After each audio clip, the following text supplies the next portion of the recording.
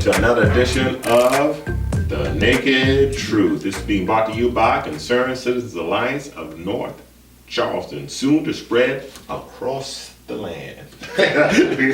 All right. Today, first, we thank you for watching. We thank you for John. Our subscribers is going up, if not weekly, it's daily. It's going up. So, and we do appreciate you subscribing. Please, if you haven't subscribed, please subscribe. It doesn't cost you anything. Please subscribe right here. Today's title is Wendy's installing kiosks to void the $15 an hour minimum wage. Now, John and I, we don't disagree on much, but there's something that we do disagree on. Oh yeah. Yeah, we don't. Absolutely. We'll see. Yeah, that's a good thing. And but let me read this here. This came out of Fox 26 News.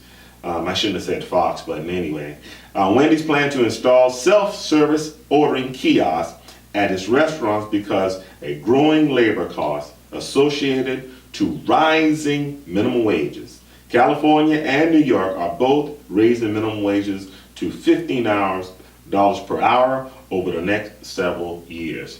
Wendy's is the third largest fast food restaurant, third largest. And there is a I don't know if it's a rumor or not, but I heard that they have horse meat. There was an article that was done, and in the article it said, and if I'm not mistaken, they agreed, the president of Wendy's, that they used it in order to trim costs. So when you move from workers to kiosks, still, the people who support or fix the kiosks, they make more than the worker does. And so you're still going to have to pay for the technology upgrades and everything else. Could be less money though. You got to pay less. There's less workers. Could be more. But you got to consider the entire equation. Yeah, I know that your food cost is probably going to be the highest thing. The next highest cost in fast food like that's probably going to run is going to be your labor. But oftentimes people come into fast food because of a relationship that they have with the people that work there. And so when the people are gone, I'm sorry, what relationship are you going to have with the kiosk? Let me tell you why I say that. Go ahead. For instance, you're in a mall.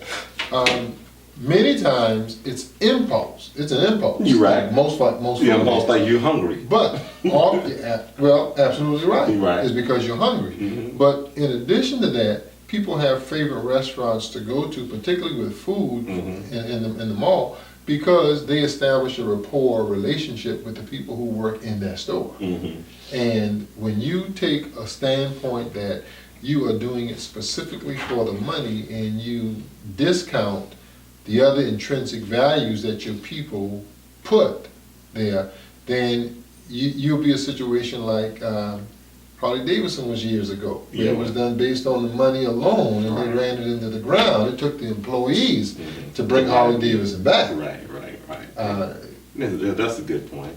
However, now I don't know about that, about the relationship, because I don't go to fast food restaurants like I used to. And I remember the service that I got at the line.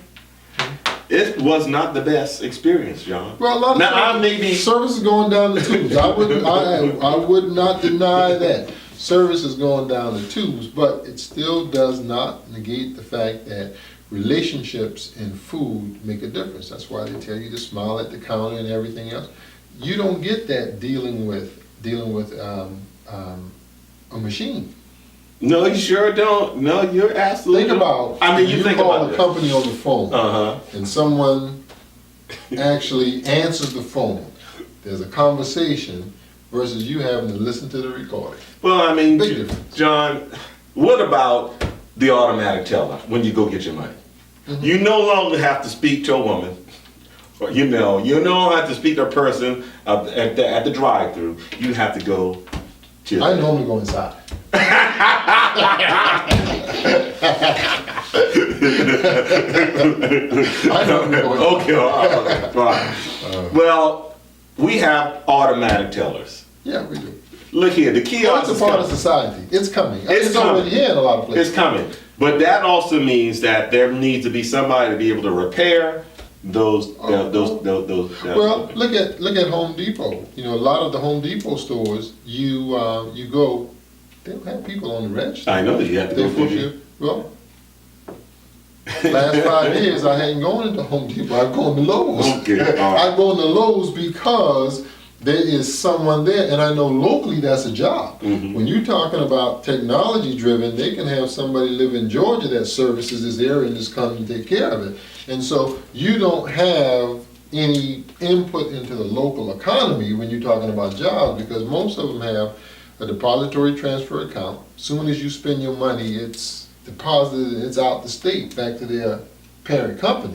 So when you're trying to protect your local environment, for instance, let's look at food for the city of Charleston. Uh-huh. Very few chains downtown. There's a reason why. Oh, yeah, sure enough. Very few. Because they want to protect the local The local people people, right. downtown. Right. They want to protect that local money. Right. North Charleston, you got predominantly fast food places. Well, the predominantly fast food places are in low-income areas. Absolutely right. And so there's no protection for the wealth in that community. Not at all. And same thing here. You know, nothing wrong with Wendy's. I mean, you know, automation. When I was a kid, I mean, like 70, I can't when Wendy's first came out. Mm-hmm. I remember going there, man. You know, and the thing about Wendy's was the fact they talked about you need so much napkins. Mhm. And I used to take a handful of napkins and get that triple patty. Yeah. And because it was nice and juicy. I didn't know they were horse meat, but you know what I don't know won't hurt me. You Yeah. know, I mean, you know what? Look, there's Sometimes nothing it wrong. can kill you. So there's nothing. Nobody died of eating horse. Some people don't know they got cancer, but they die. Yeah. But the kiosk is coming. Well, it's coming. There's It's nothing coming. wrong with automation, but there has to be a balance of automation along with taking a look at whether or not you're worsening through intervention. Mhm. Just like, you know, when you have technology come in, you also have to have the old technology go out. Mhm. And you also have to balance that with whether or not technology alone is going to increase your profits. While it may very well decrease your labor costs, is it also going to take away from your overall sales? Mhm. Well, those owners, that's their decision. Now, Yeah. whether or not it's profitable for them or not, They'll find out. they'll find out. You know. But then again, on our earlier video that we did, that maybe we ought to be spending our money in black restaurants anyway. Absolutely. Yeah, sure enough. You know, so. Which is what I try to make a conscious effort to do. Yeah, same here, you know, but, you know, fast food restaurant now. You know, did you know, and I know we're getting ready to close, and we probably have to maybe do a segment on this, but in Chicago, when I was listening to this woman, she did the Buying Black, there are 60 Kentucky Fried Chickens in Chicago, predominantly black workers, but not one black owner. 60. And you know, black people love some chicken. I can believe that. Yeah, love some chicken. Most of the ones here in North Charleston have already closed down. Uh-huh. I think we got maybe 2. Right, we don't have that many. You talking about Kentucky Fried Chicken? Right. Yeah, we don't have that many. Go. We don't have that many. Yeah. Well, you got anything else, John? Nope. Well, please subscribe. And please like and share. We do appreciate every subscriber, and we appreciate you viewing us again. And please come back, return, as we will return again with another video. This has been another edition of The Naked